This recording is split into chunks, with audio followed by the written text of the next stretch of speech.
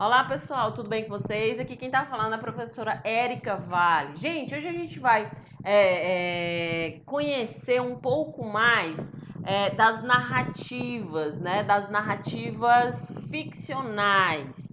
Já já a gente vai falar sobre algumas características. Antes eu gostaria de ler com vocês aqui, para vocês, um texto muito bacana que vai ajudar a relembrar aí algumas características desse tipo de narrativa que é tão conhecida pela gente. Tá certo? Então, o nome do texto é O Fogo, tá? Então, vamos lá. A primeira e a maior descoberta do homem foi o fogo, disse Dona Benta.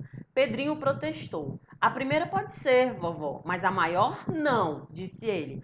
Onde a senhora põe a invenção da pólvora, da imprensa, do rádio e tantas outras?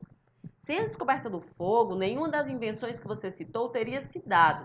A descoberta do fogo foi o maior dos acontecimentos, porque permitiu tudo mais. A descoberta do fogo trouxe logo a do ferro, e foi o ferro que saiu da nossa civilização de hoje. Nada que não tenha por base o fogo e o ferro. Pedrinho ficou na dúvida, pensando. Dona Benta provocou. Aponte uma só coisa de hoje que possa ser produzida sem a ajuda do fogo e do ferro. Uma casa, disse ele por dizer. Que mau exemplo, Pedrinho!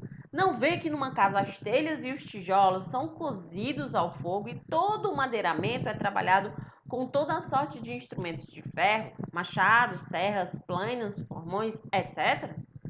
É verdade, exclamou Pedrinho, como que iluminado.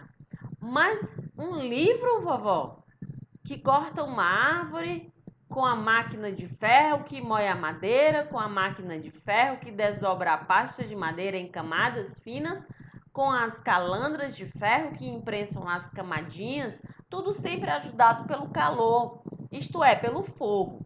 Esse papel, assim feito graças à ajuda do fogo e do ferro, vai em seguida para as tipografias, onde é impresso em prelos de ferro e é desdobrado em dobradeiras de ferro, é grampeado em grampeadeiras de ferro e é remetido para as livrarias em veículos de ferro, automóveis, carroças ou trens. Basta, vovó, disse Pedrinho com ar pensativo.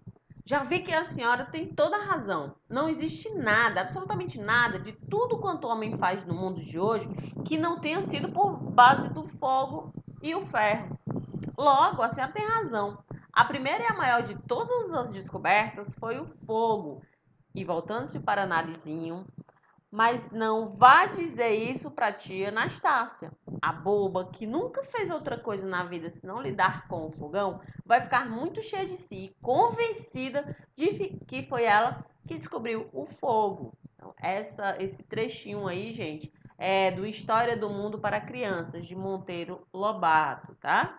Então, o que a gente pode identificar aí nesse texto? Ele é uma história de ficção, uma história que foi criada, né, pelo Monteiro Lobato, e tem uns elementos muito interessantes aí, que a gente chama de elementos da narrativa.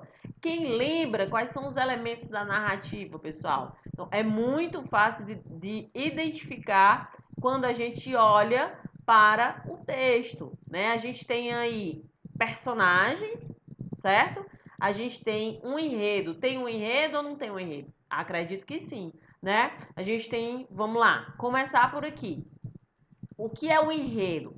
É a forma como os acontecimentos se desenvolvem. Geralmente ele está centrado em um conflito, um ponto ali específico. Na narrativa do Monteiro Lobato, que a gente leu agora há pouco, há uma conversa entre o Pedrinho e Dona Benta sobre tudo ser feito de ferro e fogo. Já no conto, nesse outro conto que tem no livro de vocês, existe outro ponto específico, tá? Então a gente tem aí o espaço. O que seria o espaço?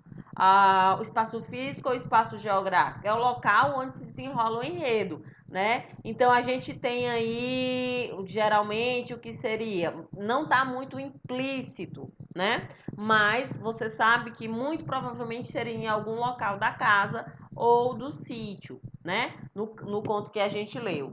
Aí a gente tem Tempo cronológico é um fator muito importante da história narrada, que pode ser contado no presente, no passado e no passado próximo e no passado remoto, que seria aquele passado mais antigo, né? Então a gente tem aí, por exemplo, alguns elementos desse texto que a gente leu do Monteiro Lobato, a gente pode inferir que eles estavam falando no presente, né? Que a conversa estava se dando no tempo presente, certo? Apesar de falarem de assuntos passados, que foi a descoberta do fogo, certo? Então a gente tem aí o foco narrativo e os tipos de narrador.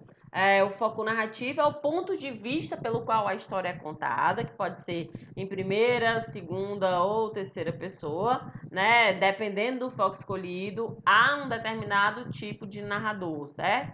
Então, quando o foco narrativo ele está em primeira pessoa, a gente chama esse narrador de narrador personagem, né?